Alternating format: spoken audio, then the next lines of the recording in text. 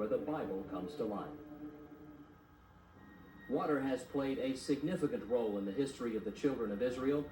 The Old Testament tells us of the time when Moses led the children of Israel out of Egyptian bondage by coming through the Red Sea on dry land. I'm standing on the banks of the Jordan River, and a considerable ways south of here is where it is believed that Joshua led the children of Israel to the Promised Land, also once again on dry land. The area that I'm standing here is very close to what is believed to be the site where Jesus Christ came to be baptized by John the Baptist. It is also a place where many pilgrims come today to have their baptismal service too.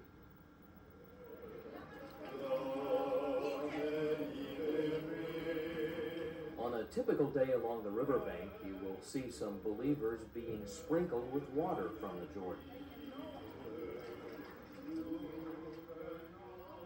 Others change into white baptismal robes and dip themselves in the absence of a minister.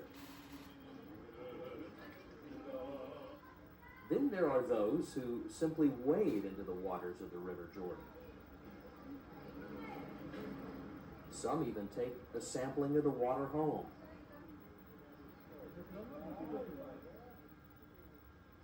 What kind of fish will you find in the Jordan River? Catfish abound.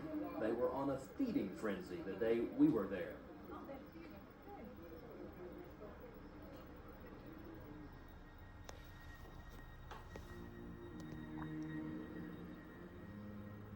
Dawn over the Sea of Galilee, one of the focal points of Jesus' ministry.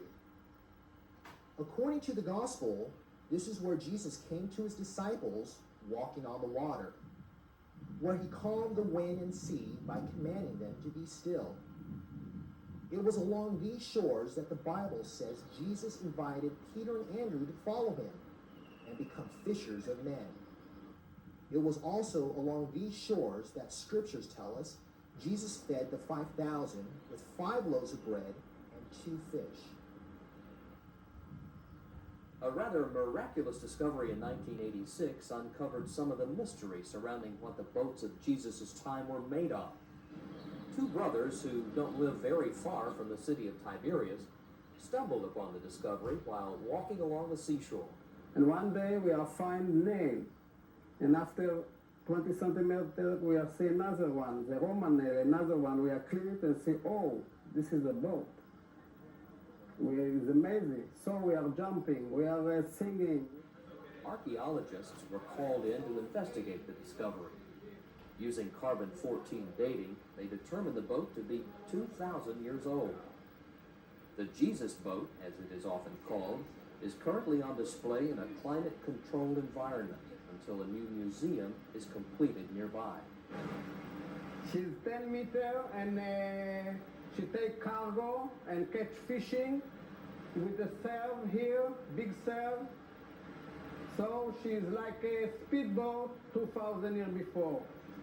Students at Texas A&M University are building a life-size replica of the boat. It will also be displayed in the new museum alongside the original. The Gospels tell us that Jesus began his ministry near the Sea of Galilee. He taught in temples and synagogues. He preached about the coming of God's kingdom, as well as performed amazing miracles. Now, this mountainside here is called the Mount of Beatitudes, where Jesus delivered the sermon entitled The Sermon on the Mount. Many people were amazed at what Jesus said and what he did, and many of them became believers. The Church of the Beatitudes is one of the many small churches sitting on the northern shore of the Sea of Galilee. A lush garden of trees and colorful flowers surround this church, and many tourists soak up its beauty and tranquility. Most Christians are familiar with this mountain area from Matthew's account in the New Testament.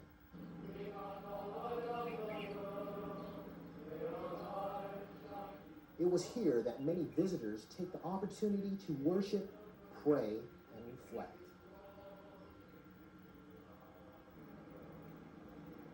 On the northwestern shore of the Sea of Galilee are the ruins of the ancient city of Capernaum. This is where Peter called home. Scholars say it was also a frequent stopover for Jesus after he was driven from Nazareth. An octagonal-shaped Catholic church rests above the ruins where many say the home of Peter stood. In the center of the church is a glass floor that provides a good vantage point to see the ruins below. The view from above is a reminder to tourists of a Bible story from the 2nd chapter of Luke. A man sick of the palsy was lowered through the roof of a home in Capernaum, probably Peter's, so he could reach Jesus and be healed. Within a stone's throw of Peter's house are the ruins of a Jewish synagogue. The limestone walls and giant columns are remnants of a place of worship that many believe stood at the time of Christ. The synagogue is an inviting place for pilgrims to pause and ponder.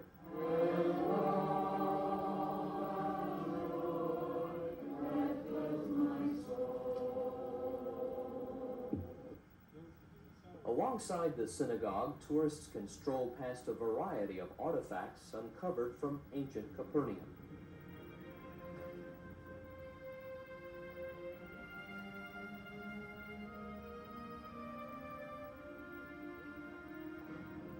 As you continue on the road from Capernaum to Nazareth, you pass through the city of Cana. It is here, scriptures tell us, Jesus performed his first miracle, turning water into wine at a wedding feast. South of Cana lies the village where Jesus spent most of his childhood. Today, it's a busy city. We're here in Nazareth at the Church of the Annunciation, the place where Angel Gabriel visited and informed Mary that she was going to be blessed, as well as give birth to the Son of God. Inside this church hangs magnificent mosaics, paintings, and other works of art from around the world. The natural light through the stained glass windows also gives the church a feeling of reverence.